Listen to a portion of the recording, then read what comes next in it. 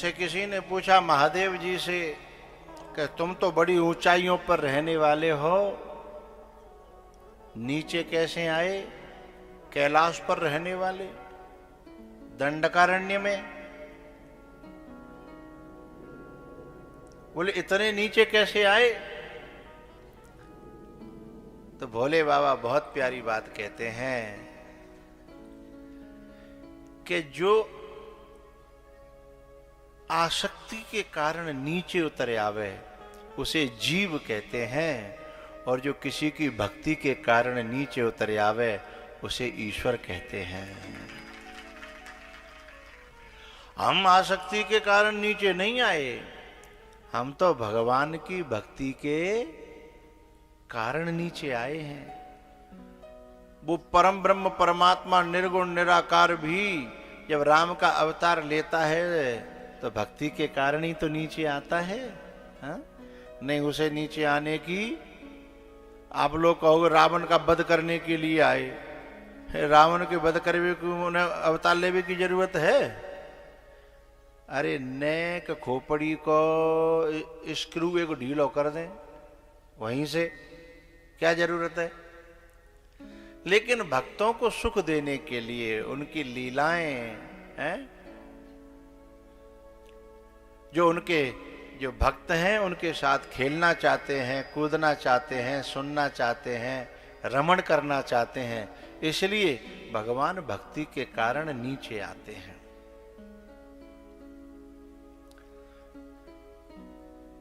अगस्त जी के यहां कथा का श्रवण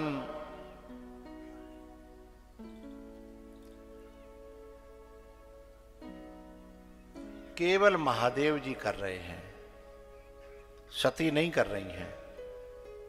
सती तो बैठी तो हैं, क्योंकि जिस समय अगस्त जी ने चरण धोए ना, उसी समय शंकर भगवान का भाव अलग बना और सती का भाव अलग बना। सती का भाव बना कि हम में कोई न कोई विशेषता तो है, जो ऐसे ऐसे अगस्त जैसे राम कथा के वक्ता भी हमारे पांव धो रहे हैं। तो सती जी उस क्रिया में अपनी विशेषता देख लेती हैं और शंकर भगवान अगस्त जी में विनम्रता देख लेते हैं।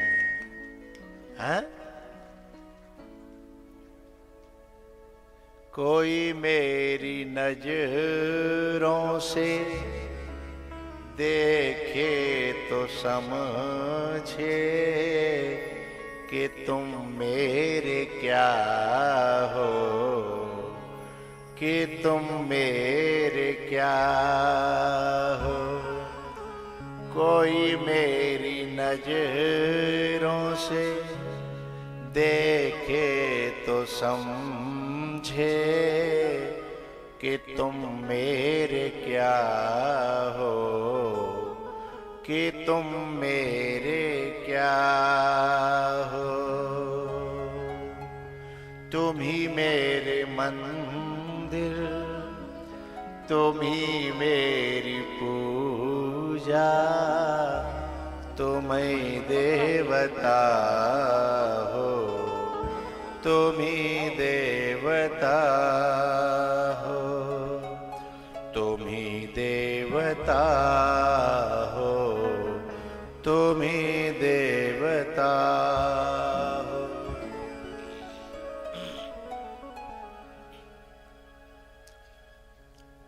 शंकर भगवान अगस्त जी की विनम्रता देखते हैं और सती जी उनके प्रणाम करने की क्रिया को देखती है तो अपनी विशेषता देख लेती है।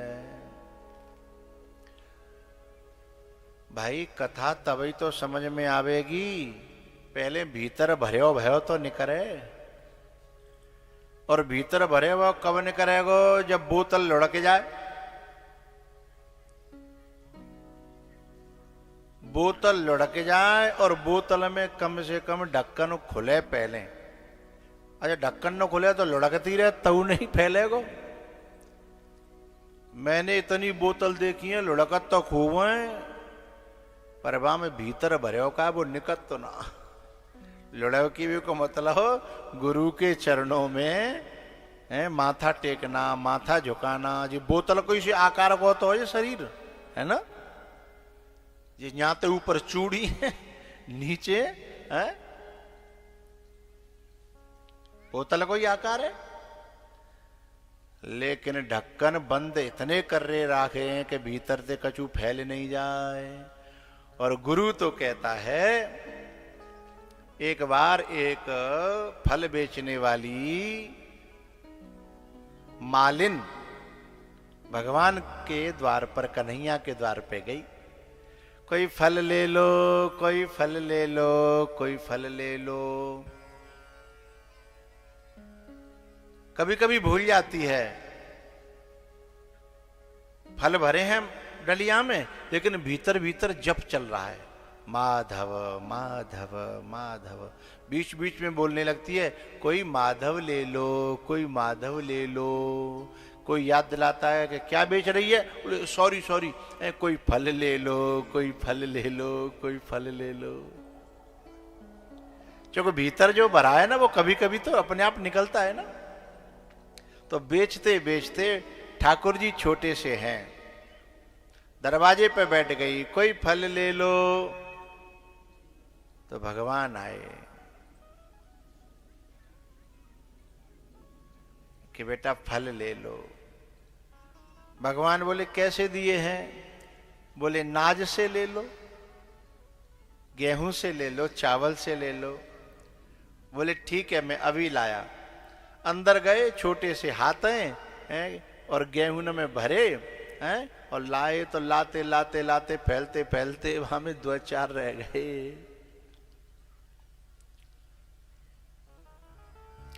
भगवान कहते हैं कि मैया ले मोय फल दे दे।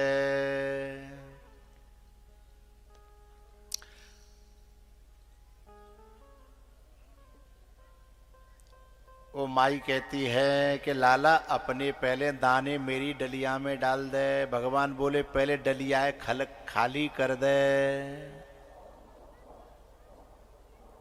बोले ना, पहले मैं डलिया खाली नहीं करूंगी, पहले तू अपनो नाज जामे डाल दे।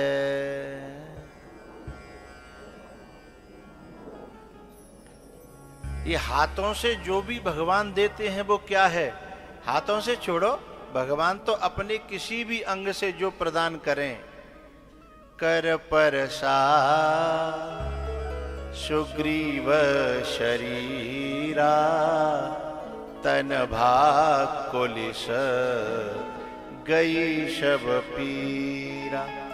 भगवान कृपा प्रदान करते हैं, ये कृपा के दाने हैं उनके हाथों में। लेकिन जीवात्मा कहती है कि पहले कृपा करो, और भगवान कहते हैं कि अपनी टोकरी के पहले कर्मों के फल मैं पहले मोय प्रदान करे। हैं हरि ही समर पे बिनो सत कर्मा, राजनीति बिनो धन बिनो धर्मा। गुरु कहता है कि तेरी डलिया में जो कुछ, भगवान क्या है? कृष्णम वंदे जगत गुरुम। गुरु कहता है कि तेरी डलिया में जो कुछ हतुकाय ताय मोय दे दे। चाहे तेरे फल खट्टे हों चाहे मीठे हों, हैं मैं सबको खा जाऊंगा। पहले ने खाली कर दे, डलिया हल्की कर दे, ताते कि मैं अपने जो है कृपा के दाने तेरी डलिया में डाल सकूं। ताली बहुत धीमी बज रही है, जाको मतलब डलिया खाली करवे ना डोले। हैं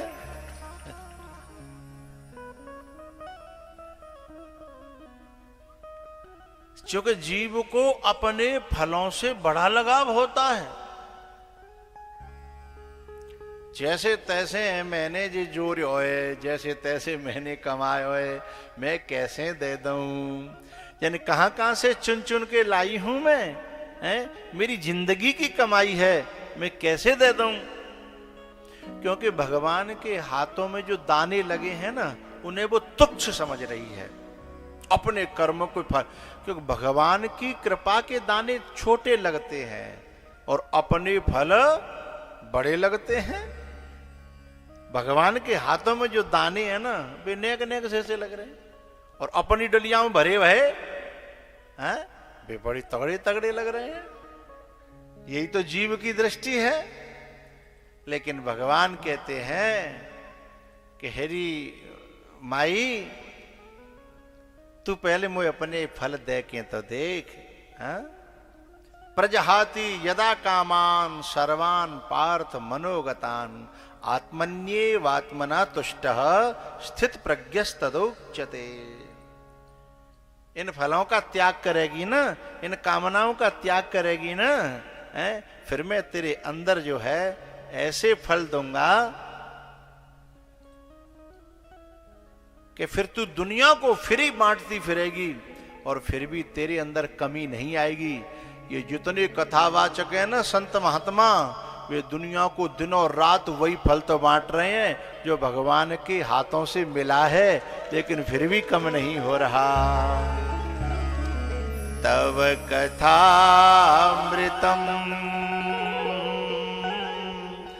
ताप्त जीवनम कविविरीडितम कल्मषापहम्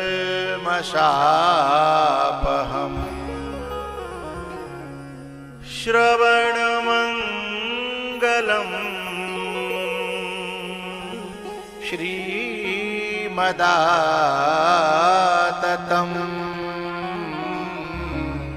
भुवि गृह्णन्ति ते भूरिदा जना। यदि संसार हमारी टोकरी में भरे हुए फल बड़े होते तो ये बड़े बड़े जिनके धंधे दुनिया भर में चल रहे हैं, जिनके पास संसारिक फलों का पार नहीं है, वे उनकी झोपड़ी में जाकर के माथा नहीं टेकते जिनके पास में कुछ भी दिखाई नहीं देता है। बड़े बड़े मुकुटों वाले, बड़े बड़े साम्राज्यों वाले हैं, वहां वशिष्ठ जी की कुटिया में जाकर के हैं ये नहीं कहते कि निज सुख दुख। क्या कमी है दशरथ जी के पास? और वशिष्ठ जी कुटिया में क्या है? लेकिन उसके हाथों में वो फल है जिसके लिए राजा स्वर्ग तक की पहुंच होते हुए भी पा नहीं सका। भई गलानी मोरे सुतनाही, भई गला मोरे सुतनाही। और वशिष्ठ जी अपनी हाथ से बस 4 फल हाल दे देते हैं, अर्थ धर्म काम और मोक्ष। धरहु धीर होई सुत चारी, धरहु धीर। तो जब तक हम अपनी टोकरी के इन फलों को लुढ़काएंगे नहीं, भगवान की ओर समर्पित नहीं करेंगे, भगवान यही तो कहता, भगवान तो जो कहता टोकरी ये पूरी है मोह दे, टोकरी समेत सौदा कर ले। टोकरी क्या है? मन और बुद्धि। और भगवान यही तो कहते हैं मय्ये व मन आधत्स्व मई बुद्धि में निवेशय है। मैं तो कहते न सोनो मांग रहे हो, न चांदी मांग रहे हो, न घर मांग रहे हो, न कपड़ा, न दुकान, न मक्का चूना मांग रहे हो, केवल अपने मने मोह दे दे। शरीर दे दे दुनिया, मैं ना मना कर रहा हूं, खूब दुनिया के धंधे कर, काम कर, सब काम कर, लेकिन मन मोह दे दे, अपनी बुद्धि मोह दे दे। टोकरी है जो कहे कि कर्मों की टोकरी क्या है? ये मन बुद्धि कर्मों के फलों की टोकरी है, बोले टोकरी सहित सौदा कर ले। लेकिन एक बात बताऊं, वो जो माई है फलों वाली, वो कहती है लाला कह रहे तेरे दाने के बदले तो फल देवे को मन ना करो, दाने में कोई सार दिखाई नहीं दे रहा, कोई तत्व दिखाई नहीं दे रहा, पर एक बात बताऊं, तेरी मुस्कान इतनी प्यारी है, तेरी दो दतुलियां इतनी प्यारी हैं कि तेरे दर्शन के बदले में मैं फल दे सकती हूं। भगवान कहते हैं मोह तो फल ही तो लेने, काऊ के बदले दे दे, हैं?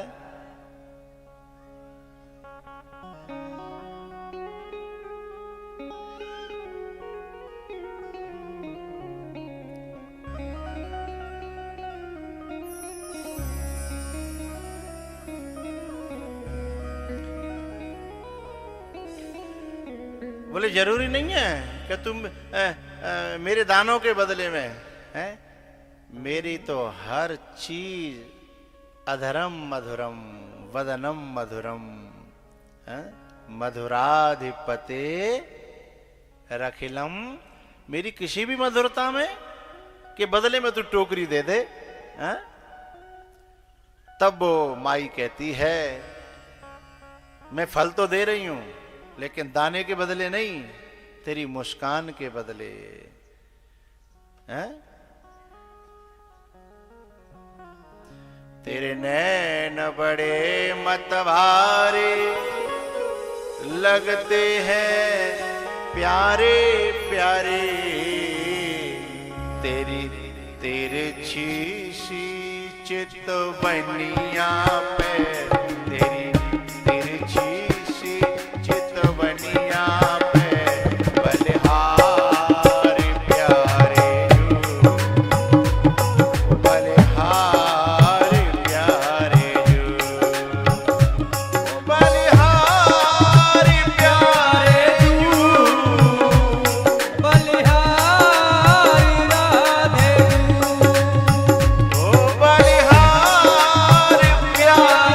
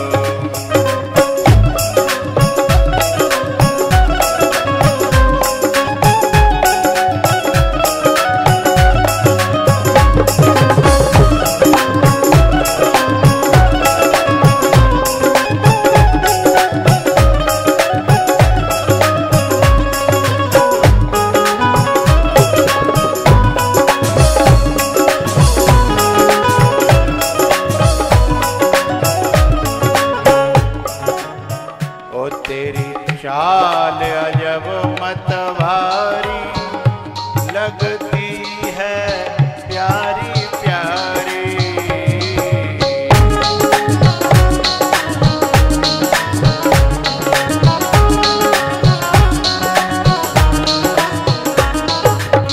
ओ तेरी चाल अजब मतवारी, लगती है प्यारी प्यारी। तेरी पायल की पैंजनिया पे, तेरी पायल की पैंजनिया पे, ओ तेरी पायल की पैंजनिया पे, तेरी पायल की पैंजनिया पे बलिहार प्यारे बलिहार प्यारे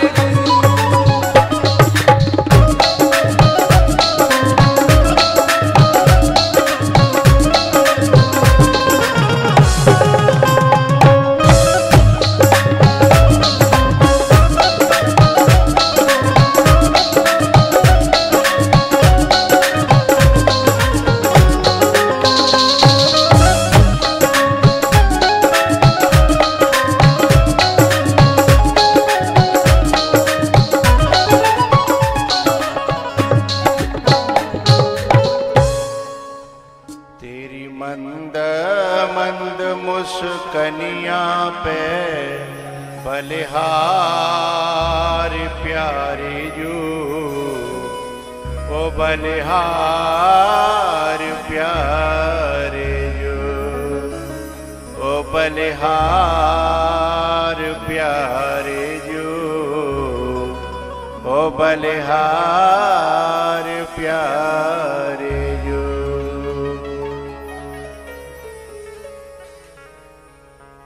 वो माई कहती है, लाला ये तेरे 2 दाने हैं और मेरे इतने फल।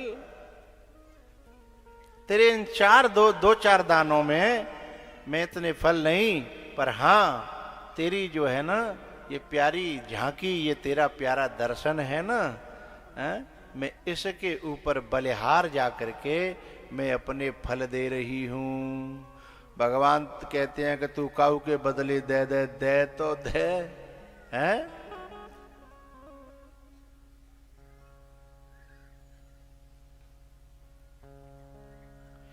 तो प्रजहाति यदा कामान सर्वान पार्थ मनोगतान, आत्मन्येवात्मना तुष्टः स्थित प्रज्ञस्तदोच्यते।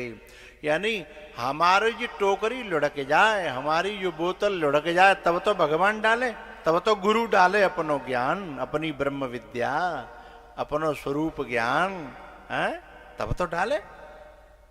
इसलिए गुरुओं को माथा टेक करके प्रणाम करने की परंपरा डाली। लेकिन सचमुच में कुछ लोग तो जब माथा टेकते हैं तो बाहर से भी माथा झुकाते हैं और अंदर से भी मन को झुकाते हैं? लेकिन कभी कभी हम लोग केवल तन ही तन झुकाते हैं, मन तो यूं खड़ा रहता है सीधा का सीधा, है? और बात कब बनेगी? जब तन भी झुके और मन भी झुके। मन है असली टोकरी, तो पिटारी तो मन है ना। तो सती जी ने मन नहीं झुकाया, बोतल जो है भरी की भरी रही, जो जाते भर के ले गई कहीं, और जो घरते भर के लाए हैं ना, बाय ज्यों के त्यों रखेंगे तो फिर गुरु तो असमर्थ हो जाएगा। हा? तो अगस्त जी कुछ भी नहीं डाल पाए। इसलिए जब लौटने लगे तो गोस्वामी जी को बड़ा गुस्सा आया। गोस्वामी जी को, भाई एक बात बताओ, हम जो है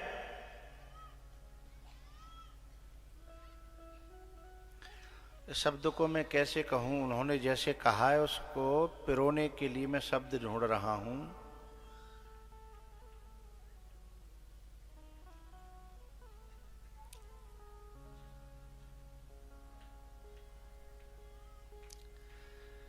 हाँ, ऐसे समझो। हम जो है सरोवर में अपने गांव के पास मानो हम भैंस पालन करते हैं और हम नवावे के लिए ले गए और हमने वहां में पोखरा में भैंस खूब मल मल के नवाई और जैसे ही वो निकरी सोई फिर जो है धरती में रेत में लोट-पोट है गई तो रही भैंस की। ये शब्द जो कहते हैं गोस्वामी जी कह रहे हैं। जब लौट के चले हैं ना तो पहले कह रहे हैं कि जब राम कथा की ओर जो जाता है तो गोस्वामी जी उसका सम्मान करते हैं। कहते हैं पहले जब जा रही थी तब शंकर जी के साथ में एक बार त्रेता जुग माही शंभु गए कुंभजर सिपाही संग सती जग जननी भवानी। क्योंकि राम की ओर जा रही है ना, राम कथा की ओर जा रही है, संत के तरफ जा रही है ना, पर मां जाके औकात दिखा दी। सती के जीवन में दो पक्ष हैं, वो शिव की पत्नी है और दक्ष की बेटी है। तो हमारे यहां भारत में ये दोनों पक्षों में माताएं अपनी भूमिका निभाती हैं। एक घर से तो वो आई हैं और एक घर की हो रही हैं। अब यहां दक्ष है चतुर, कुटिल, अहंकार दक्ष, लेकिन शंकर भगवान के साथ विवाह हो गया। शंकर भगवान है विश्वास, शंकर भगवान है राम भक्त। तो इन्हें कम से कम अपने बाप को जो विशेषण है उसे त्याग करके अब अपने पति के विशेषणों को लेना चाहिए था। लेकिन जब लौट के चली तो गोस्वामी जी कहने लगे कि जय तो बिल्कुल भवानी नहीं है पाई, जगत जननी नहीं है पाई। क्योंकि शिव के गुण लाएगी तब भवानी बनेगी, शिव के गुण लाएगी तब जो है जगत जननी बनेगी। जे तो जो है दक्ष की हती दक्ष की रही। इसीलिए कहने लगे कि लौट के जब चले मुनि सन विदा मांगे त्रिपुरारी चले भवन संग दक्ष कुमारी। है जे तो दक्ष की थी दक्ष की रही, हम तो वहां लेके गए कि दक्ष की न रहे, हैं उसका अहंकार मिट जाए, उसकी वो चतुराई की जो स्वभाव है वो मिट जाए। पर ना, वो तो ज्यों के त्यों रही। राम कथा जब भीतर जाती है तो काम क्या करती है?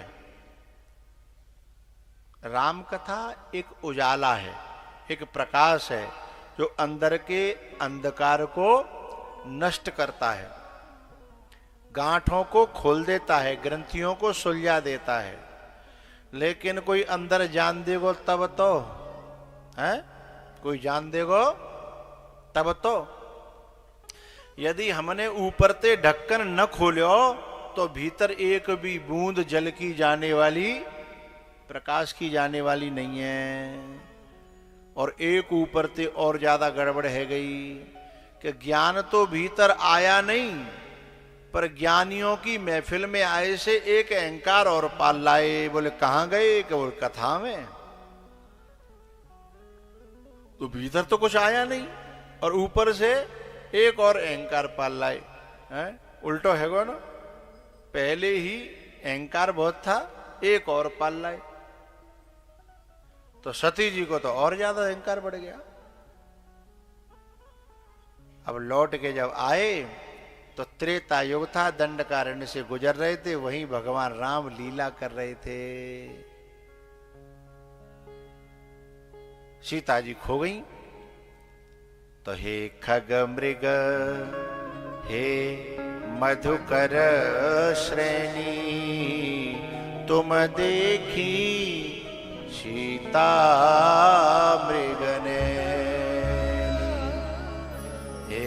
खग मृग हे मधुकर श्रेणी तुम देखी सीता मृग ने।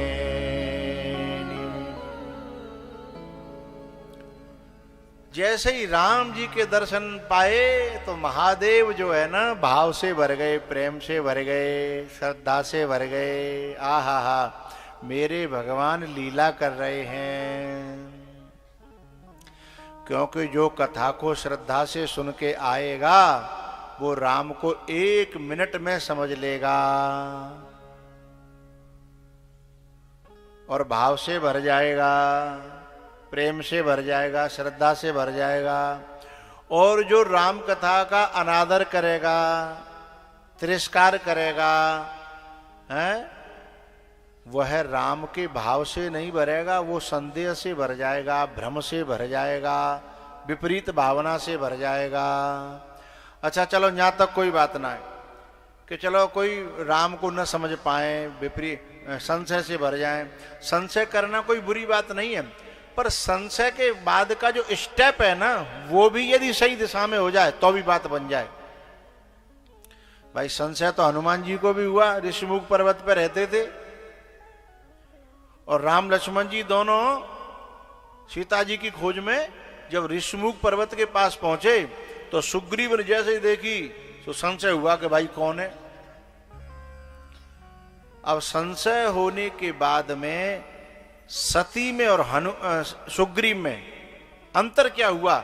सुग्रीव तो राम को भी पा गए और राजपद को भी पा गए और सती को तो जल करके मरना पड़ा। तो क्या सुग्रीव को संशय सोने को सुबह राम भी मिले और राजपद भी मिले हो, करे तो संशय ही हो है? और सती को संशय कौन सा बुरा हो? संशय दोनों को एक जैसा ही था, लेकिन संशय के बाद का कदम गलत था। एक का सती का कदम गलत था। जब हमें परमात्मा में संशय होए तो संशय के निवारण के लिए सुग्रीव क्या कहते हैं? हनुमान जी को बुलाते हैं और हनुमान जी शिव हैं, शंकर स्वयं केसरी नंदन। और शिव हनुमान जी शिव कहो तो वंदे बोधमयम नित्यम शिव गुरु हैं और हनुमान जी भी गुरु हैं। जय जय जय हनुमान गोसाई कृपा करहु गुरुदेव की नाई। गुरु हैं। तो देखो भैया, संशय है जाए तो घबरावे की जरूरत थोड़ी है। गुरु को बुलाओ, गुरु के पास जाओ दौड़ के, कहीं मुझे संशय है गो, संशय है गो, संशय है गो। संशय सती को भी हो गया, लेकिन गुरु संग में कह रहे हैं और गुरु बिना पूछे बतावे की कोशिश कर रहे हैं कि ये भगवान है, तुम मेरी बात मानो। तो वो तो कह रहे हैं तो भी नहीं मान रही, लेकिन सुग्रीव स्वयं हनुमान जी से पूछ रहा है। और हनुमान जी ने एक बात कही कि यदि मैं जाऊं और पहचान लूं तो तुम भी बात मान लोगे? बोले बात की जरूरत नहीं पड़ेगी, मैं तो तुम्हारे इशारे तक को मान जाऊंगा। बात की जरूरत नहीं पड़ेगी, आप तो केवल इशारा कर देना। बोले यदि मैं इशारा करूं तो फिर तुम क्या करोगे? बोले भागऊं तुरंत। मैं तो भागने में माहिर हूं, मुझ पे भजन ध्यान तो होता नहीं है, मुझ पे कोई यज्ञ अनुष्ठान तो होता नहीं है, मैं तो सदा से भाग तो चले आया हूं। जब गुफा पे मैंने शिला धरी तो भाग्यो तो घर में दबक्यो है, और जब घर ते भाग्यो तो ऋषिमुख पर्वत पे दबक्यो। मैं तो भागने, आप तो इशारा कर देना। तो भैया सुग्रीव जो है संशय से भरा हुआ है, कोई बुरी बात नहीं है, लेकिन गुरु के इशारे पर अपने ठौर और ठिकानों को छोड़ करके भागने को तैयार हो जाए, उसे राम मिल जाते हैं और राम पद भी मिल जाता है। गुरु के इशारे मात्र से जो भागने को तैयार है। अच्छा, हनुमान जी ने कहा क्यों आप ही जाके जानकारी कर लो। तो सुग्रीव क्या कहते हैं, मुझे अपनी आंखों पर इतना भरोसा नहीं है, क्योंकि मेरी तो जन्म जन्म से जो आंखें हैं अब तक भटकता ही चले आ रहा हूं। यदि मेरी आंखें इतना ही समझदार होती, पहचान भी वारी होती, तो मैं अब तक यहाँ भटकता फिर तो मारे दुनिया में फिर रहा हूं। मैं अपनी आंख इनको मारे तो फिर रहा हूं हैं।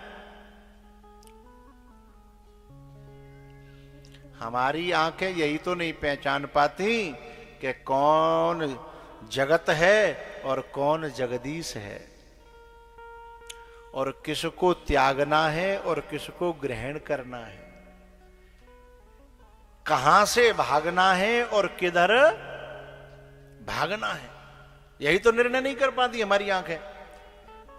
तो फिर जब हमारे अपनी आंखों से ज्यादा गुरुओं की आंखों पर, गुरु की दृष्टि पर भरोसा होता है, तो फिर गुरु कहता है तू चिंता न कर, तुम जहां हो वहीं बैठे रहो, हम भगवान को अपने कंधों पर बिठा करके तुम्हारे पास ले आएंगे।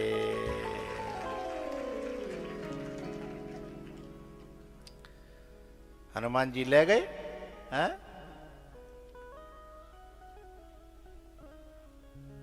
और सती ने क्या किया?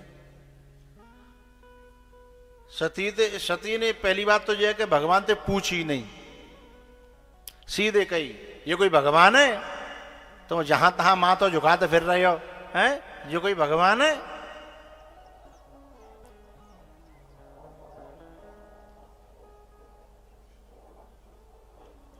लेकिन पता है शंकर भगवान क्या कहते हैं कि हे सती, तुम जो है बाहर की क्रियाओं को देख करके अंदाजा लगा रही हो कि कौन भगवान है और कौन भगवान नहीं है, लेकिन मैं बाहर की क्रियाओं को नहीं देखता हूं। बोले तो? बोले मैं उनके भीतर के लक्ष्य को देखता हूं। बोले जिनका लक्ष्य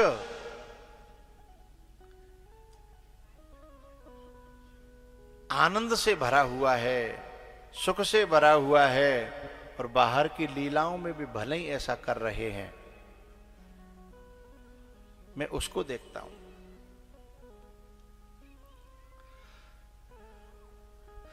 शंकर भगवान ने जब बहुत समझाया फिर भी सती नहीं मानी, तो सती क्या कहती हैं पता है?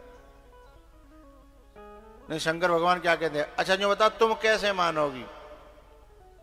बोले मैं तो अपनी आंखें से पहचान के मानूंगी। बस यही विपरीत गति हो जाती है। अपनी प्रज्ञा पर भरोसा करना, अपनी बुद्धि पर भरोसा करना, जो संसारी है, जो मलिन बुद्धि है, जो दक्ष के संस्कारों से अभिभूत है, हैं? जो मैं और मेरे से बंधी हुई है, जो अहम और मम से परिपूर्ण है, हैं? वह बुद्धि उसको कैसे पहचान पाएगी जो अहम और मम से ऊपर है, मैं और मेरे से ऊपर है, हैं? देह और देह की इंद्रियों से जो ऊपर है, उसे वो कैसे समझेगी? और उसका दुराग्रह यही है कि मैं अपनी बुद्धि से और अपनी आंखों से पहचानूंगी।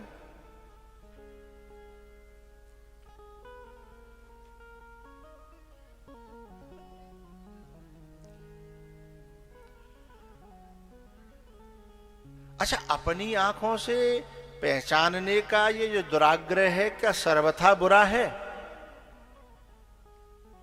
अपनी आंखों से देखने का, जानने का, पहचानने का जो आग्रह है, क्या सर्वथा बुरा है?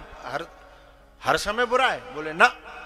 बोले पहले का वो महापुरुष पे से वैसी आंखें तो ले लो जैसी अर्जुन को दई कृष्ण भगवान ने, और संजय को दई बोलो व्यास जी ने।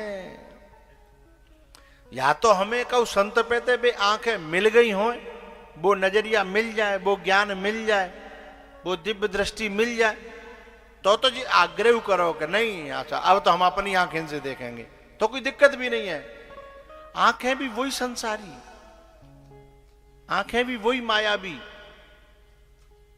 और देखने चले हैं माया के पति को, तो धोखा तो खाना पड़ेगा ना।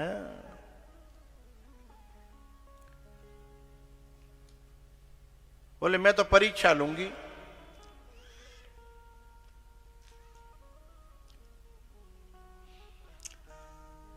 दशरथ जी के जीवन में जब ये परेशानी आई कि ये आखिर मेरे संतान क्यों नहीं हो रही है, प्रश्न खड़ा हुआ, तो दशरथ जी भी गुरु जी के पास गए, जाको हल जानवे के लिए मिले कि नहीं मिले। अरे हाँ ना बोलो।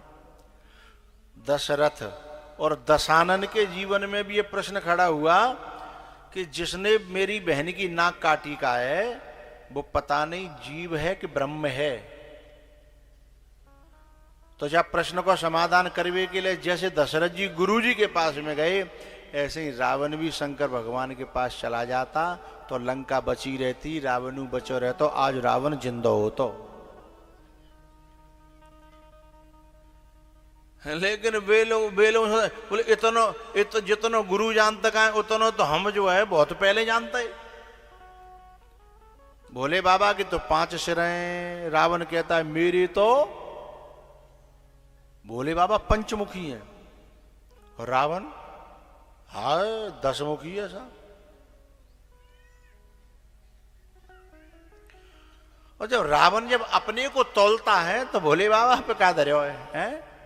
सोने की लंका तो छोड़े, कुठरिया भी नहीं है और मेरे यहां सोने की लंका। भोले बाबा पे एक पार्वती है और रावण पे है अरे साहब मंदोदरी आदि सब रानी। तो भौतिक आंखों से जब कोई अपने को और अपने गुरु को तोलेगा तो गुरु हमेशा उसे हल्का दिखाई देगा, क्योंकि जिसको हम संपत्ति मानते हैं उसे जरूरी थोड़ा ही है कि भोले बाबा संपत्ति मानते हों। इसलिए रावण भोले बाबा के पास जाता नहीं है।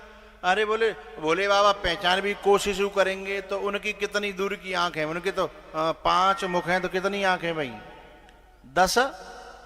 अच्छा चलो एक में 3 मान लो, एक में रावण की दृष्टि से बात कर रहा हूं, एक में 3 मान लो, एक तो अधखुली रहते हैं, एक तो अधखुली है, तऊ चलो मान लो, जो कह दो तऊ मान लो 15 भाई, 5 मुख हैं, एक में 3, 5 3 15 और मुंह पे तऊ 5 फालतू है, तो बेका जानेंगे। और फिर गुरुजी को इन छोटी मोटी बातों में परेशान करने की क्या जरूरत है, जाके लें तो हम ही काफी है। अच्छा भोले बाबा ये जो पीछ की जो एक आंख है उसे आधी खुली और आधी बंद क्यों रखते हैं? भाई आंखें मिली हैं तो पूरी खोल के रखना चाहिए। पता है भोले बाबा आधी आंख को बंद रखते हैं और आधी आंख को खुली रखते हैं। जिंदगी में वही शांत रह पाएगा भोले बाबा की तरह जो जहां थोड़ा सा बंद रखना चाहिए वहां बंद रखे अपनी आंख को, और जहां खुली रखनी चाहिए वहीं खुली रखे। हर जगह ज्यादा खुली न रखे और हर जगह बंद। गृहस्थी का जीवन तभी चलता है जब नेकाद आंखें बंद कर ले, कोई बात ना है, कोई बात ना लेगो तो कोई बात ना है, कर रहे हो तो कोई बात ना है, नेकाद बंद रखनी पड़ेगी। ज्यादा खोलोगे तो है सकते बहु फूट जाए ज्यादा खोलोगे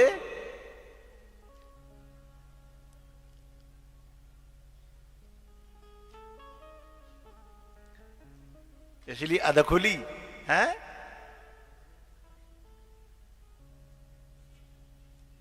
तो रावण कहता है कि मैं उनके पास क्यों जाऊंगा, मैं खुद देखूंगा। अब उन आंखों से परीक्षा ले रहा है, उन आंखों से जानने की कोशिश कर रहा है जो आंखें गुरु की दी हुई नहीं है, परमात्मा की, महात्मा की दी हुई नहीं है। उन आंखों से राम को कैसे जानेगा? अरे खुद को ही नहीं जान पाया, जो खुद को नहीं जान पाया वो खुदा को कैसे जानेगा? हा? खुदा को भी वो जानेगा जो पहले खुद को जानेगा, और खुद को वो जानेगा पहले जिसने अपनी आंखों को अंतर्मुखी कर लिया होगा। पहले अंतर्मुखी। एक आदमी जो है, चश्मा की दुकान है हजीरा पे,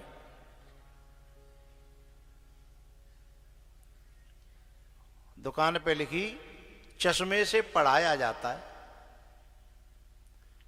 तो वो आदमी बोले कि जो काम तो बढ़िया है, ला हम अपनी आंखें टेस्ट कराए। तो बाने एक चश्मा लगायो, बाने कही देखो जी क्या लिखा है, बोले मैं ही समझ में ना आ रहा। माने दूसरो लेंस बदलो, तीसरो बदलो, 20वां बदल दो। वो पूछा कि देखो क्या लिखा है, तब फिर वो चिढ़ करके परेशान होके बोला कि पढ़े भी हो? बोले पढ़े होते तो फिर तुम्हारे यहाँ का ही आते।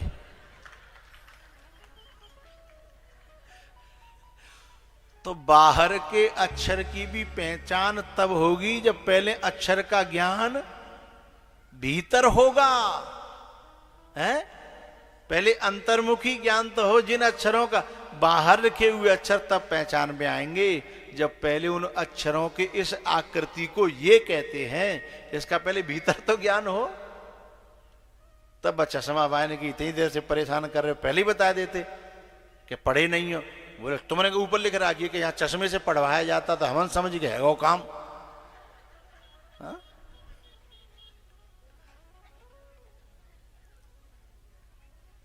तो जिनकी अंतर्मुखी दृष्टि हो जाती है ना, है?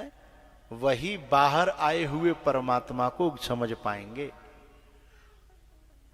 ये पहचानने तो चला है, राम को जानने की कोशिश करना, राम को पाने की कोशिश करना बुरी बात तो नहीं है, पर पहले आंखें तो पालो।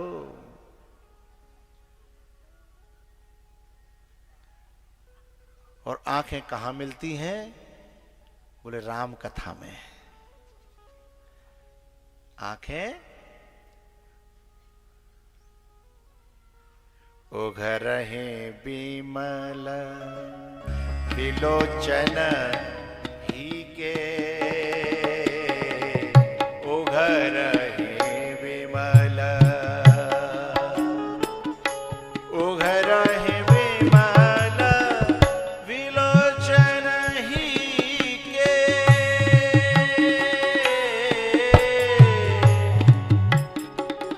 उघरहे विमल विलोचन ही के,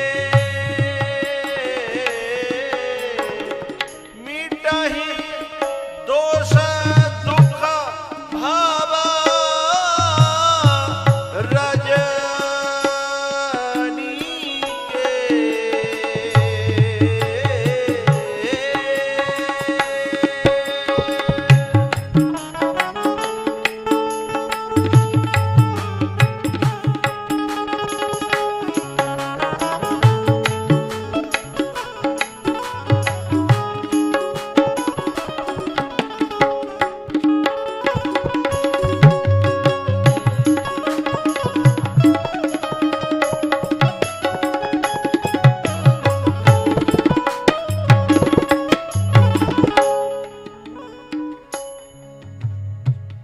एक बात बताऊं,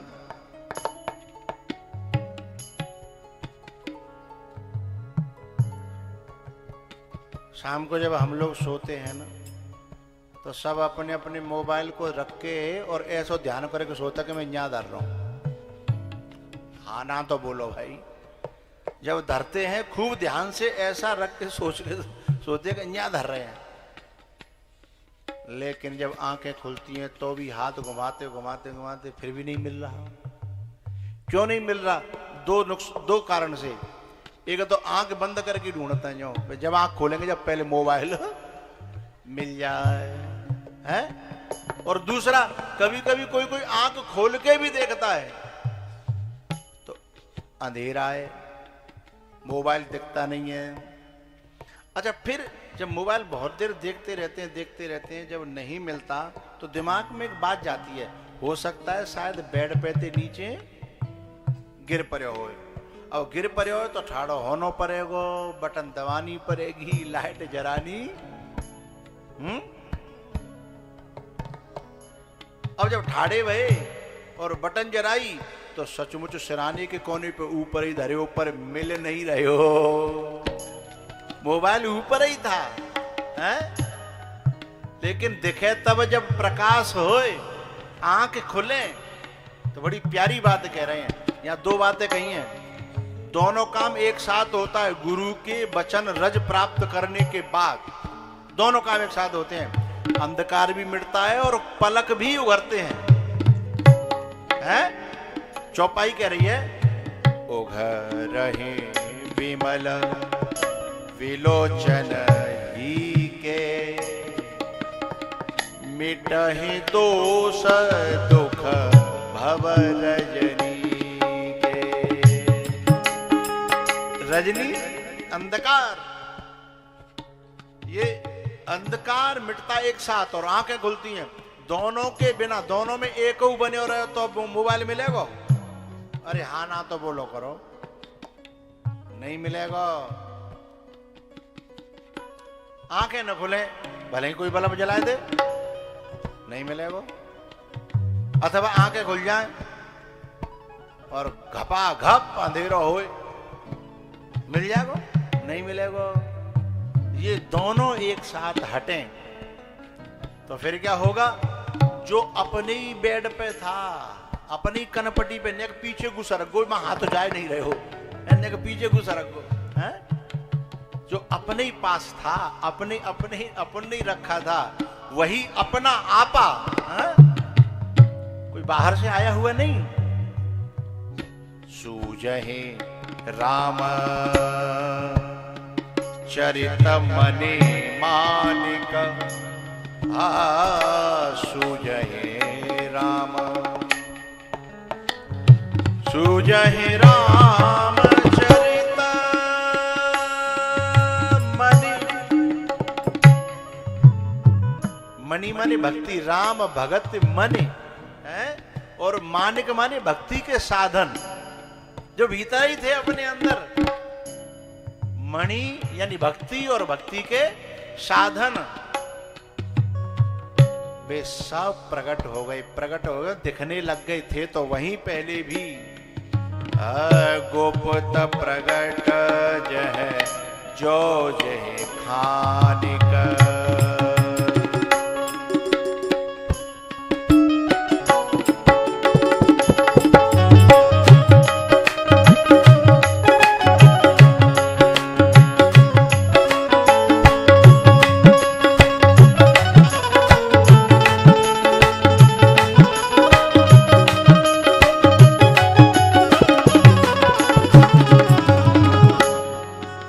जाके ले करनो का पड़ेगा।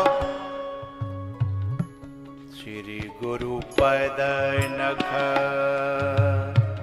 मणिगण ज्योति, सुमिरत दिव्य दृष्टि होती।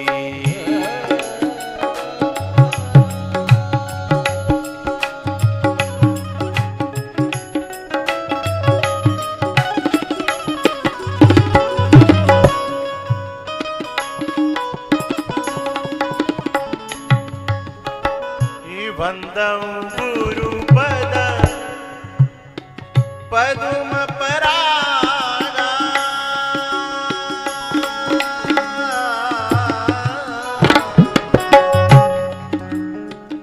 सुरुचि सुवास सुवास सरस अनुराग।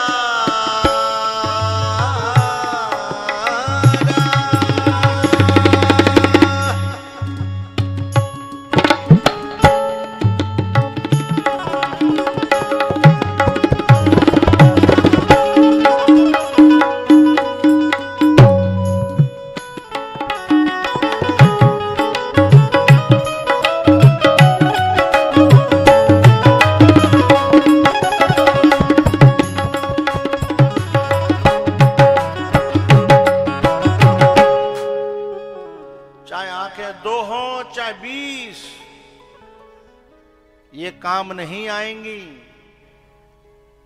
इन्हें गुरु को समर्पित करना पड़ेगा। तेरा तुझको अर्पण क्या लागे, फिर वो देंगे कि ले जा। जाते